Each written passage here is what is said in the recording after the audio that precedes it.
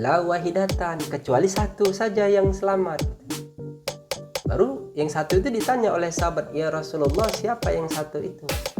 Rasulullah menjawab, siapa saja yang mengikut itikat sama denganku dan para sahabatku. Nah, di situ ada yang selamat. Jadi dari penjelasan hadis itu, di mana perbedaannya seperti yang Puan dengar gitu dengan saya jelaskan. Saya membaca hadis di situ. Kalau yang pernah saya dengar kan Tuan, kalau yang saya dengar ini, kalau yang lain yang pernah saya dengar, yang 72 golongan itu tidak selamat, yang satunya yang selamat. Nah, kalau yang Tuan, yang pernah saya dengar yang dari Tuan, yang 73-nya itu ini tidak selamat gitu. Oh, begitu ya? Iya. Iya, baik. Jadi gimana tuh? Jadi begini, alhamdulillah, segala puji bagi Allah yang telah melimpahkan rahmat serta hidayahnya kepada kita atas karunia-Nya yang besar, yaitu iman dan Islam. Dan senantiasalah kita bersolawat kepada baginda Nabi Allah Muhammad sallallahu alaihi wasallam. Allahumma salli ala Sayyidina Muhammad. Dan salam selalu kita hadiahkan, kita ucapkan kepada baginda Nabi, pada Rasul kekasih Allah dan pada kekasih-kekasih Allah. Assalamu alayka ya Nabi Allah, assalamu alayka ya Rasulullah, assalamu alayka ya Habiballah. Nah, pada hari ini kita berjumpa lagi ya. Sebelumnya kita sudah pernah bertemu. Nah, ini mungkin masih ada simpanan gitu, atau keinginan yang mau dimujakarakan atau yang mau dibicarakan ya, puan-puan berdua ya, Puan Nur Aisyah dan Maizura ya. Nah, puan-puan berdua di sini selalu saya mengingatkan, kita di sini hanya berbagi sudut pandang dan apa-apa yang kita rasakan saja dalam perjalanan perihal tentang kita mengamalkan zikir menyebut nama Allah, yaitu fadkuruni adzkurkum, Allah Allah Allah.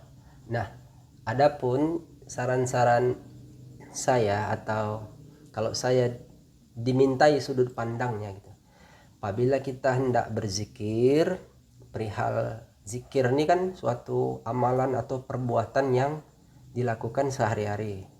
Alangkah baiknya kita menuntut juga ilmu tentang zikir itu gitu. Jadi ilmu itu karena al ilmu nurun, ilmu itu adalah cahaya, penerang gitu, supaya kita lebih mengerti, lebih memahami tentang apa yang sedang kita jalani gitu. Jadi kita tidak hanya sekedar ikut-ikutan gitu. Kita harus tahu itu, kita timba ilmunya itu, walaupun kotrotan, sedikit-sedikit gitu. Lama-lama nanti menjadi bukit. Nah, jadi mungkin ada yang mau diwacanakan pada malam hari, silakan gitu. Puan Maizura ya. Mungkin saya dulu ya. Iya. Tuan. Iya, silakan. Jadi gini Tuan, dari video yang sebelumnya saya melihat di situ Tuan menjelaskan bahwa umat Islam ini terpecah-pecah menjadi sampai 72 golongan. 73 golongan ya. Nah, tapi dari yang saya dengar penjelasan yang pendakwah-pendakwah yang lain gitu, ada perbedaan dari yang Tuan sampaikan. Nah, itu bisa dijelaskan lagi Ustaz lebih detailnya bagaimana? Gitu ya. Ada perbedaan ya? Iya. Tapi secara matan hadis mungkin tidak berbeda. Hanya saja mungkin kesimpulan atau rizki orang, misalnya yang lain menyampaikan seperti, cuman tujuannya sama. Cuman kan ini kan saya bilang kita hanya berbagi sudut pandang, tidak menceritakan siapa benar, siapa salah. Karena adapun itu dibahas tentang hal itu supaya untuk kita berhati-hati di zaman-zaman akhir sekarang ini. Nah, yang Puan maksud itu perihal tentang terpecahnya golongan itu baginda Nabi Rasulullah Muhammad SAW yang mengatakan hal demikian. Yang secara matan hadisnya itu dikatakan iftaraqatil yahudu ala ihda wa sab'ina firqah waftaraqatin nasara ala snataini wa sab'ina firqah wa sataftariku hadhil ummatuh ala salasin wa sab'ina firqah kulluha finnar illa wahidatan. Man hiya ya Rasulullah? Qala Rasulullah man kana alaihi mislihi ma ana alaihi wa ashabi. Nah, dari penggambaran matan hadisnya itu diartikan telah terpecah Yahudi itu menjadi 71 golongannya, dan Nasrani itu terpecah menjadi 72 golongannya. Dan umatku, kata Nabi, orang Islam itu terpecah menjadi 73 golongannya. Di situ langsung di-cut kulluha finnar, semuanya masuk ke dalam neraka. Namun di situ illa wahidatan, kecuali satu saja yang selamat gitu. Baru yang satu itu ditanya oleh sahabat, ya Rasulullah, siapa yang satu itu? Rasulullah menjawab, siapa saja yang mengikut itikat sama denganku dan para sahabatku. Nah, di situ ada yang selamat gitu. Jadi dari penjelasan hadis itu di mana perbedaannya seperti yang Puan dengar gitu dengan saya jelaskan. Saya membaca hadis di situ. Kalau yang pernah saya dengar kan Tuan, kalau yang apa yang saya dengar ini, kalau yang lain yang pernah saya dengar, yang 72 golongan itu tidak selamat, yang satunya yang selamat. Nah, Ya. kalau yang Tuan, yang pernah saya dengar yang dari Ya. Tuan, yang 73-nya itu ini tidak selamat gitu tuh. Oh, begitu ya? Iya. Ya, baik. Jadi gimana tuh? Jadi begini, itu kan secara matan hadisnya, saya kan membaca membilangkan itu matan hadis itu dia tidak bisa dirubah secara makna. Adapun kata tidak selamat atau selamat itu kan penafsiran yang telah membaca itu. Kita ambil dulu agar tidak merubah apa yang sudah dikatakan Nabi gitu. Di situ 73 semuanya masuk ke dalam neraka illa wahidatan, kecuali satu. Mungkin perbedaan cara menjelaskannya di sini. Nah, jadi kalau saya pribadi ditanya, ini tidak bercerita benar dan salah, cuman tidak apa-apa untuk untuk mengkoreksi gitu, atau kita lebih mengerti lagi. Jadi mungkin maksud Puan itu yang pernah didengar itu kenapa pernyataannya beda gitu kan. Iya. Itu karena memang ya, setahu saya kan melihat juga gitu apa isi-isi penjelasan tentang hal yang demikian ini yang mau kita bahas ini gitu kan. Di situ sebagian orang mengatakan bahwa 73 itu yang 72 tidak selamat gitu kan. Iya. Yang satu selamat. Berarti dalam maksud dari penjelasan itu bahwa yang satu itu diambil dari yang golongan 73. Kalau saya pribadi, menurut sudut pandang saya tidak seperti itu. Karena secara matan hadis itu dia langsung dipenggal. Di situ kan kulluha finnar, pemenggalnya itu kulluha, semuanya. Yang 71 siapa? Yang dikatakan Nabi itu Yahudi, 72 Nasrani, 73 adalah orang Islam itu sendiri. Itu Nabi memenggal dengan bahasa kulluha, semuanya masuk ke dalam neraka. Kulluha finnar illa wahidatan. Nah, kata satu ini dipenggal oleh kata kuluha itu kalimatnya. Jadi saya di sini mau menjelaskan kata illa wahidatan itu dia itu bukan golongan. Dia itu penjelasannya adalah kaum. Mengerti? Karena tadi kan kalau yang dari 73 penjelasan yang Puan dengar 72 golongan tidak selamat, yang satu golongan selamat. Padahal dari matan hadisnya saja semua golongan itu karena dia terpecah belah itu tidak selamat gitu. Karena dipenggal oleh kalimat kulluha finnar. Nah, sedangkan yang satu itu dia setelah kalimat kulluha illa wahidatan. Kan kata illa wahidatan itu sudah berpisah dari golongan itu. Nah, yang satu ini dia bukan golongan. Dia itu adalah kaum gitu. Gitu. Di situ sudah mengerti. Nah, jadi sudah paham di situ. Mau saya lanjut lah, Tuan. Jadi apa bedanya kaum dengan golongan itu? Apa ada pembedanya gitu? Ya, bedanya pasti ada gitu. Karena ini golongan itu sudah termaktub atau tertulis atau terucap di lisan baginda Nabi. Sedangkan kaum juga termaktub, terucap di lisan Nabi. Bahkan Allah Subhanahu wa taala telah memposisikan perihal itu kaum gitu. Kalau secara universal semuanya itu manusia pelakunya.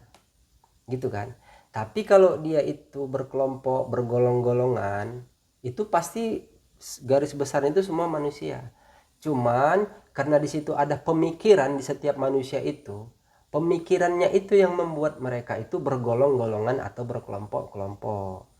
Sedangkan kaum itu dia juga punya pemikiran. Dia juga punya suatu kumpulan. Tapi mereka berbuat itu, kaum itu dia berdasarkan sama seperti itikat Nabi dan para sahabatnya. Artinya Nabi juga di awal dia membawa kaum, tidak membawa golongan. Seperti kaum muhajirin, kaum ansor. Iya, seperti itu. Itulah kaum di awal yang dibawa Nabi.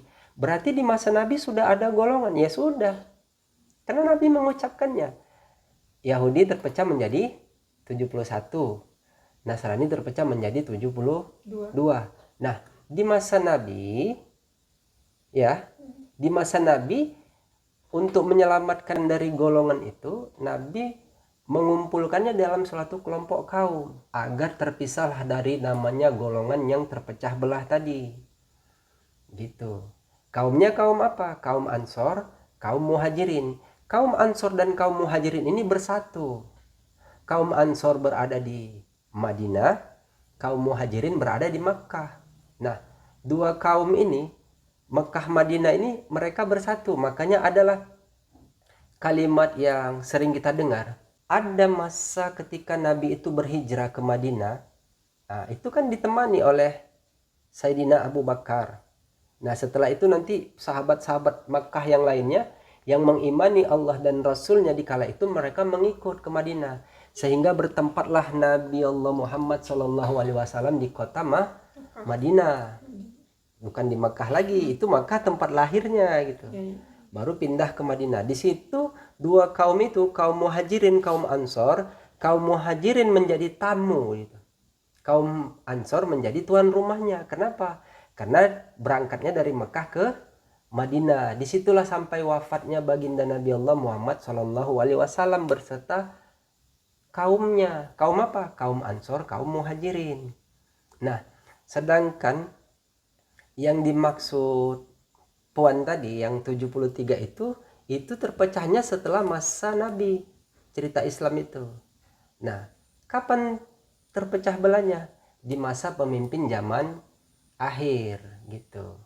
Makanya disitulah di situ ada kaum juga.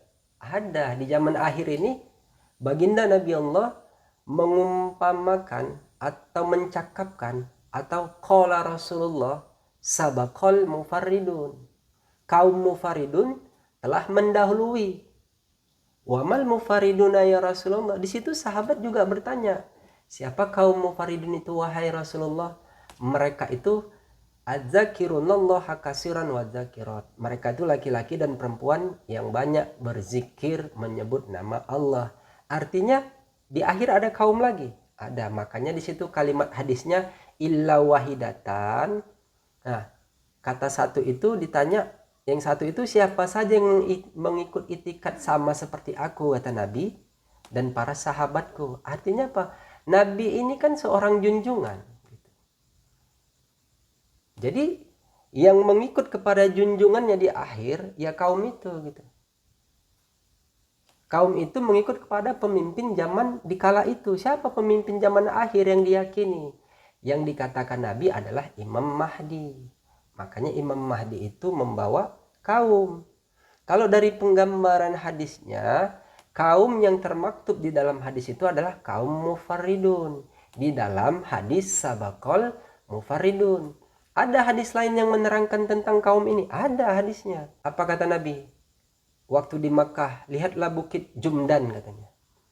Mereka melihat ke arah bukit itu dan Nabi menegaskan kaum mufaridun telah mendahului. Artinya kaum mufaridun telah menang gitu. Ditanya sahabat juga, siapa kaum itu wahai Rasulullah? Rasulullah menjelaskan sama seperti hadis yang di awal. Mereka itu laki-laki dan perempuan yang banyak berzikir menyebut nama Allah. Nah, artinya kaum ini dia mengikut kepada junjungannya. Dia bukan golongan, ingat. Dia adalah kaum gitu.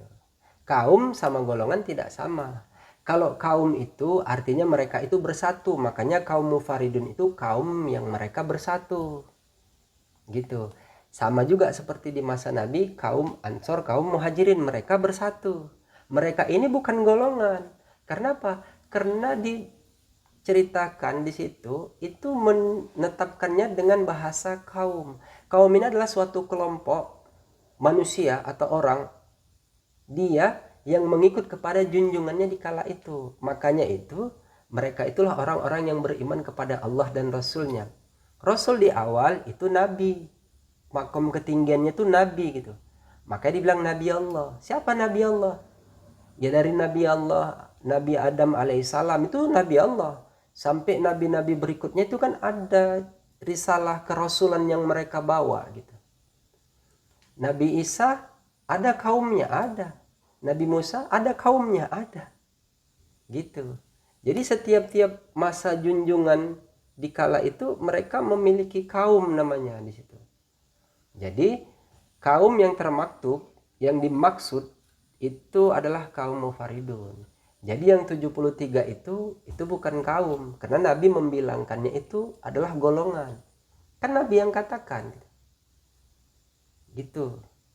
Jadi ini termaktub di dalam penceritaan atau dalam penggambaran hadis yang sudah dikatakan Nabi. Makanya kalau ada yang mentafsir atau yang menjelaskan seperti itu, yang Puan maksud yang 73 katanya. Berarti diambil yang satu itu dari golongan yang selamat kan? Kalau saya pribadi, menurut sudut pandang saya tidak. Ya golongan aja. Kaum ya kaum aja gitu. Tapi hidupnya bersamaan, iya pastilah. Di kurun masa yang sama itu gitu. Artinya perkara beriman dengan tidak beriman. Kata beriman di zaman akhir itu diukur sebagaimana Nabi mengatakan dalam penggambaran hadis sabaqal mufaridun kaum itu, mereka banyak berzikir menyebut nama Allah. Itu menjadi tolak ukur kata beriman. Sebagaimana di ayat dikatakan, ya ayyuhalladzina amanu dzkurullaha dzikran katsira. Nah, itu. Hai orang-orang yang beriman, banyaklah berzikir menyebut nama Allah. Ada. Kalau dia beriman berzikir menyebut nama Allah. Jadi berzikir menyebut nama Allahnya kan ada pemimpin yang mengajari tentang zikir itu dikala zikir Allah itu zahir gitu. Di masanya ya gitu. Makanya kalau diambil dalam sebuah itikat, kenapa dibilang itikat sama seperti aku dan para sahabatku? Iya, Nabi itu kan yang sabikun, yang menang. pemimpin zaman akhir juga sabikun. Makanya ada as-sabikuna awwalun, Nabi dan para sahabatnya. Ada as-sabikuna akhirun, itulah Imam Mahdi dan para sahabatnya gitu. Kata sabikun ini termaktub juga di dalam penggambaran ayat yang dia berkaitan dengan cerita hari pada saat mau kiamat gitu. Al-Waqiah. Ya, di surat Al-Waqiah. Makanya kalau dibaca itu was-sabiquna as-sabiqun ulaikal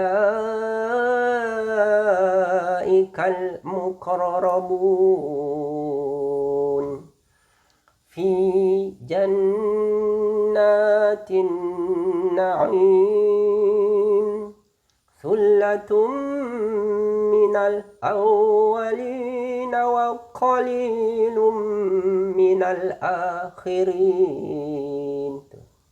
Di situ diterangkan bahwa siapa yang terdahulu beriman, mereka terdahulu beriman. Itulah Nabi dan para sahabatnya. Tapi di situ disebut sulatum minal awalin, banyak yang dari yang awal, sedikit dari yang akhir. Siapa yang sedikit ini gitu. Cerita Mahdi Allah ini kan sedikit masanya gitu. Tidak seperti masa Nabi itu kan dari Nabi Adam sampai 25 Nabi yang kita ketahui, dan Nabi-Nabi yang tidak disebutkan. Ini mereka itu beriman kepada Allah, yang pengikutnya itu beriman kepada Rasulnya, kepada Nabinya. Inilah mereka terdahulu beriman, banyak dari yang awal dan sedikit dari yang akhir. Kata sabikun di situ, itulah dia menerangkan tentang kejadian yang mereka dimenangkan. Siapa? Itulah hadisnya sabaqal mufaridun. Di situ mufrad, mereka itu terpisah. Mereka terpisah dari apa? Yang pertama, mereka terpisah dari leluhurnya. Jadi leluhurnya para kaum mufaridun itu sahabat itu juga, iya. Karena mereka mengikut kepada leluhur junjungannya. Kenapa? Imam Mahdi itu ya masih juriat dari Rasul itu juga. Makanya mereka lah yang setia, makanya mereka dijagalah keturunannya. Itulah dalam arti kata bahasa ummati, umat yang mana? Apa umat yang, kan semua mengaku umat, ya silakan aja. Nggak masalah. Itu kan pengakuan dengan ilmu yang diketahui. Makanya kata ummati di situ, itulah umat yang mau diselamatkan. Makanya Nabi di akhir ayatnya mengatakan ummati. Kalau saya pribadi ditanya, menurut sudut pandang saya, kata ummati di situ itu masih dari keturunan Nabi yang mengikut kepada sahabatnya itu juga gitu. Jadi kaum itu sudah pasti keturunan sahabat Muhammad Rasulullah di awal. Sedangkan pemimpinnya itu ya sudah pasti keturunan Rasulullah itu juga gitu. Makanya itikadnya sama seperti aku, kata Nabi. Dan para sahabatku dikaitkan di situ. Mangkana alaihi mislihi ma'ana alaihi wa ashabi. Dan para sahabat gitu. Siapa yang menurut itikad sama denganku dan para sahabatku. Itu Nabi yang katakan. Makanya berbedalah antara golongan dengan kaum. Seperti itu. Gimana, Puan? Sudah itu menurut sudut pandang. Ingat di sini tidak bercerita benar dan salah gitu. Jadi dalam penggambaran makna hadis itu dengan penggaitan ayat itu, apa membuktikan bahwa laki-laki dan perempuan yang banyak berzikir menyebut nama Allah ini dikaitkan dengan Islam yang beriman dan dikaitkan dengan zikrullah? Itu sudah jelas. Termaktub dia di dalam sebuah penggambaran ayat, kan dijelaskan di situ. Sesungguhnya laki-laki dan perempuan yang muslim ialah laki-laki dan perempuan yang beriman. Tadi kan sabaqal mufaridun itu laki-laki dan perempuan yang banyak berzikir menyebut nama Allah, gitu kan artinya kan. Sabaqal mufaridun. Di situ dibilangkan azzakirunallaha katsiran wa zakirat. Laki-laki dan perempuan yang banyak berzikir menyebut nama Allah. Ada nggak laki-laki dan perempuan yang banyak berzikir menyebut nama Allah termaktub di dalam penggambaran ayat? Ada. Inna innal muslimina wal muslimati wal mu'minina wal mu'minati wal qaniti wal qanitati was sadiqina was sadiqat والصابرين والصابرات والخاشعين والخاشعات والمتصدقين والمتصدقات والصائمين والصائمات والحافظين فروجهم والحافظات والذاكرين الله كثيرا والذاكرات أعد الله لهم مغفرة وأجرا عظيما. Di situ sangat jelas itu dijelaskan bahwa sesungguhnya tuh, kalau kita mau mengetahui tentang kesungguhan orang itu beriman dalam keislamannya, kalau dalam penggambaran ayat itu dicakup semuanya itu dengan dia laki-laki dan perempuan yang banyak berzikir menyebut nama Allah. Ya, mereka itulah mendapat ampunan dan pahala yang besar. Di situ dikatakan di ayat itu. Jadi ada nggak kira-kira? Kalau ditanya ada nggak laki-laki dan perempuan yang banyak berzikir menyebut nama Allah di Quran? Ada. Karena perintahnya ada. Ya ayyuhalladzina amanu dzkurullaha dzikran katsiran. Mana lagi perintah tentang zikir menyebut nama Allah itu di dalam Quran? Ya banyak sekali gitu. Tapi untuk mengambil persamaan, membuktikan bahwa cakap baginda Nabi Allah ini termaktub di dalam Al-Quran dan hadis, yaitu tadi. Karena zikir Allah ini dikaitkannya dengan dia perihal tentang hari kiamat. Udah dekat dia dengan hari itu gitu. Maka la taqumus sa'ah hatta la yuqalu fil ardi Allah Allah. Selagi masih ada yang berzikir menyebut nama Allah, tidak akan terjadi kiamat itu. Itu dalam penggambaran makna. Secara arti ya memang seperti itu lafaz matan hadisnya. Cuman kan ada makna tersirat di balik itu. Artinya masih ada Rasul junjungannya di masa itu, sehingga tidak terjadi. Kenapa? Secara adab bumi ini, para malaikat, para semua alam semesta ini beradab kepada Rasul Allah. Siapa? Pemimpin zaman akhir itulah. Itu yang dikatakan Imam Mahdi. Cerita Mahdi Allah itulah Rasul Allah. Makanya untuk menghargai itu, memberi penghormatan gitu. Tidak terjadilah kiamat itu, tunggu dulu gitu. Cuman karena untuk menandakan adanya dia gitu kan. Kan kalau mencari satu payah.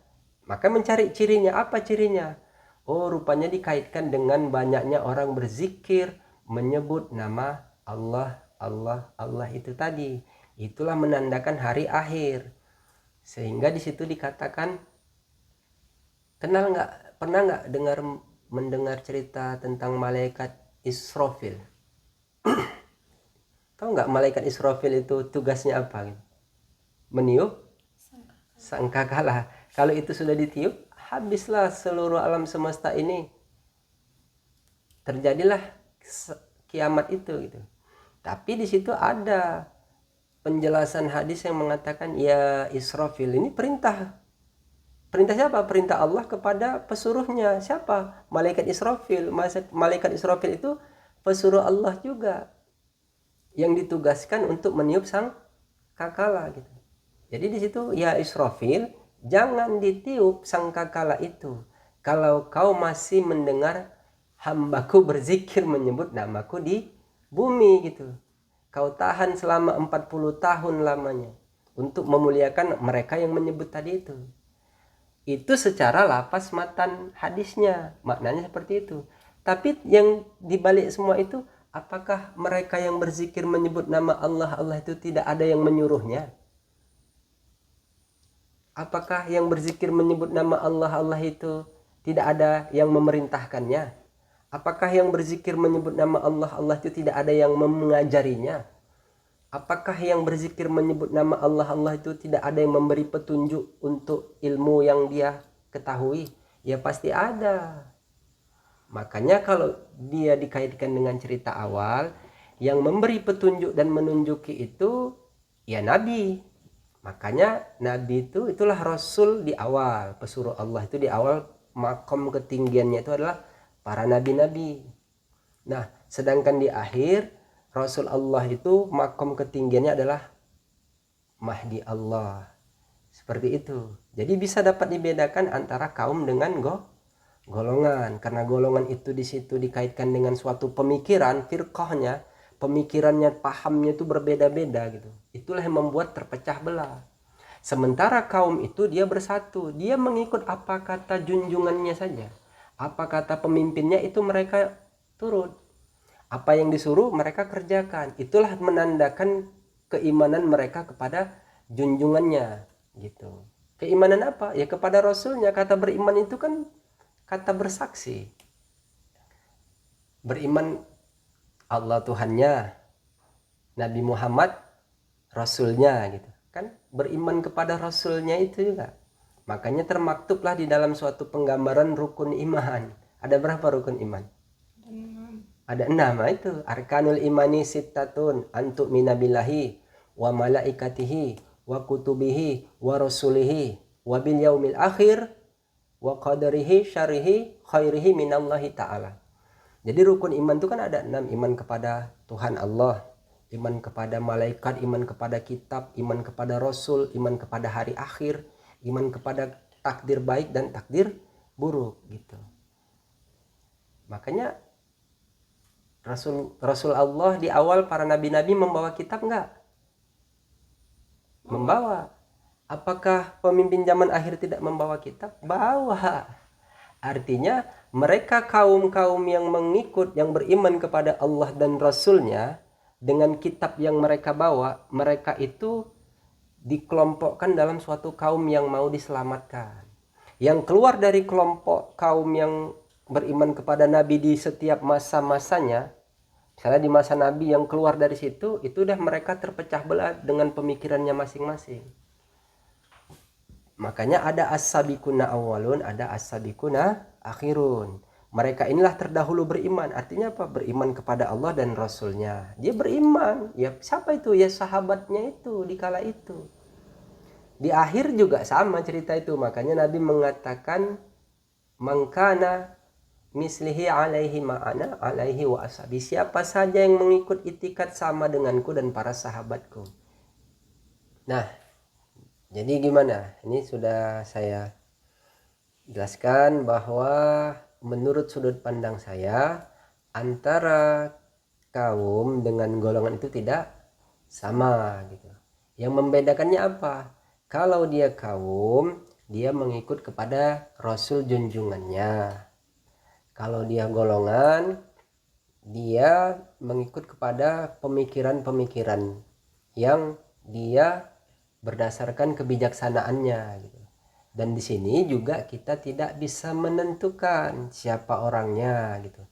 Cuman kita hanya berbagi sudut pandang bahwa dalam penggambaran ayat dan penggambaran hadis itu bahwa kaum itu dia termaktub di dalam hadis Tuhan yang dikatakan mereka itu kaum mufaridun yang dia banyak berzikir menyebut nama Allah yang laki-laki dan perempuan, sebagaimana di ayat tadi dikatakan sesungguhnya orang yang Islam yang beriman itu di akhir ayat itu dikatakan adzzakirunallaha katsiran wa dzakirat a'addallahu lahum maghfiratan wa ajran azima. Laki-laki dan perempuan yang banyak berzikir menyebut nama Allah, mereka itu laki-laki dan perempuan yang banyak berzikir menyebut nama Allah itu mereka mendapatkan ampunan dan pahala yang besar. Mungkin begitu penjelasan antara kaum dengan golongan itu. Nah, gimana?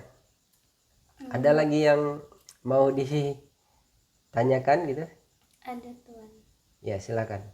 Jadi kan tadi kaum itu bersatu. Nah, dari kaum tersebut itu kan ada sekelompok laki-laki dan perempuan yang berzikir menyebut nama Allah. Ya. Apakah semua orang yang berzikir menyebut nama Allah itu termasuk kaum mufaridun tadi? Kalau yang bersatu itu ya kaum yang berzikir menyebut nama Allah, Allah itu cirinya gitu. Pertanyaannya mungkin ya, ini saya luruskan. Apakah semua orang yang berzikir menyebut nama Allah, Allah itu kaum mufaridun itu gitu kan? Iya. Itu kalau saya pribadi ditanya, kita selaku hamba, karena kita bukan pemimpin kaum itu yang menentukan siapa orang-orangnya gitu. Siapa yang menjadi sahabatnya, siapa yang menjadi pengikutnya gitu. Siapa yang dimasukkan ke dalam kelompok kaum itu. Karena hak veto namanya. Ketentuan itu ada kepada pemimpinnya. Setiap kaum itu kan pasti ada yang membawa kaum itu gitu kan. Itulah kalau di awal itu yang membawa kaum Ansor, kaum Muhajirin itu adalah baginda Nabi Allah Muhammad Sallallahu Alaihi Wasallam. Yang dibawanya kaum apa? Kaum Ansor, kaum Muhajirin. Yang paling tahu perihal tentang siapa orang-orang yang mengikut kepada baginda Nabi itu ya baginda Nabi itu sendiri. Sama juga halnya sebagaimana apakah orang yang berzikir Allah Allah itu semuanya itu mereka kaum faridun? Yang paling bisa menentukan kali ya pemimpin kaum itu. Kita tidak bisa, cuman memang cirinya itu dia sudah tepat gitu. Cuman siapa orang-orangnya, apakah semua itu di sini tidak ada ranah kita menentukan itu. Nah, cuman setahu kita kalau mengambil dari cerita di awal ya, yang mengikut kepada baginda Nabi atau yang mengikut kepada kerasulan Nabi di masa itu, yang dia mengaku dia Islam di kala itu kan terbagi lagi. Terbagi apa? Dia terbagi kepada kesifatan kemanusiaannya. Ada dia yang syirik, ada dia yang fasik, ada dia yang munafik. Kalau syirik, dia bisa saja menduakan. Menduakan apa? Menduakan Rasul junjungannya. Karena Nabi itu ya Nabi, Rasul Allah, dia tetap satu. Itu Rasul Allah. Bukan nabinya yang mereka mau gitu.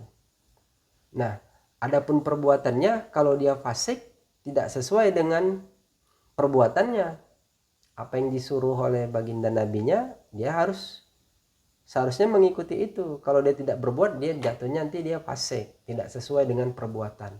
Adapun dia orang yang munafik, dia tidak sesuai dengan ucapan. Samalah halnya seperti di zaman akhir ini. Apakah semua orang yang berzikir menyebut nama Allah Allah itu mereka kaum gitu kan? Ya itu ketentuannya sudah saya bilang, itu yang paling mengerti sekali itu adalah yang membawa kaum itu.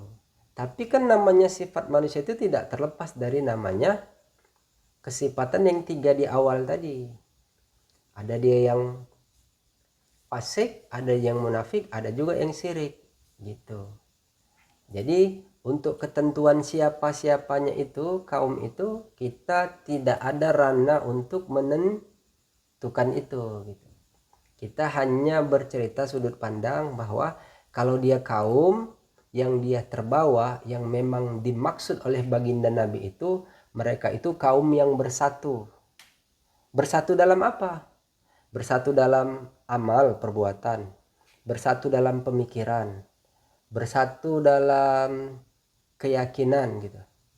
Jadi mereka itu apa-apa yang disuruh atau yang diperintahkan oleh junjungannya itu yang mereka kerjakan, sehingga terjauhlah mereka dari sifat kata munafik atau fasik, apalagi sampai menduakan junjungannya gitu, atau menduakan Allah gitulah bilang. Karena kalau siapa yang menduakan Rasulnya, sama dia tuh yang dikatakan syirik itu gitu. Kenapa? Karena kata syahadat itu dia dua, Allah dan Rasulnya gitu. Bagaimana dia tahu tentang Tuhan kalau tidak dari Rasulnya? Berarti apa yang dimau Rasulnya itu dalam penyampaiannya atau dalam perbuatannya atau dalam perintahnya itu yang dikerjakan, agar dia tidak berpaham pikir di dalam menjalani keyakinannya itu.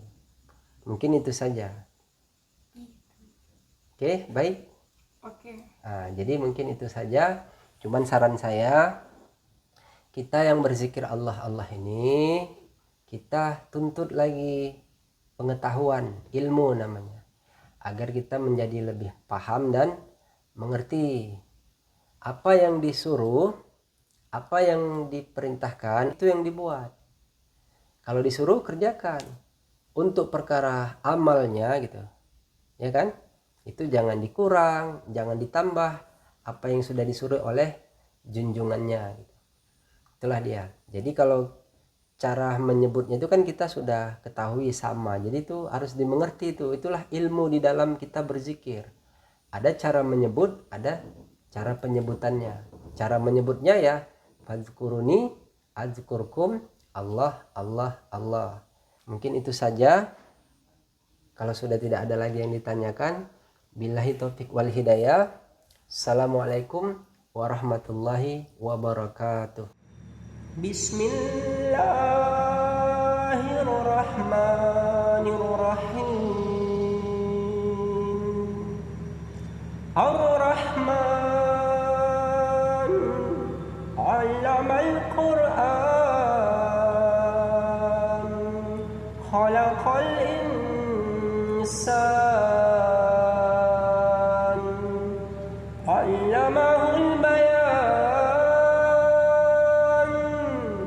asy-syamsu wal qamaru bihusban, wan najmu wasy-syajaru yasjudan, was-samaa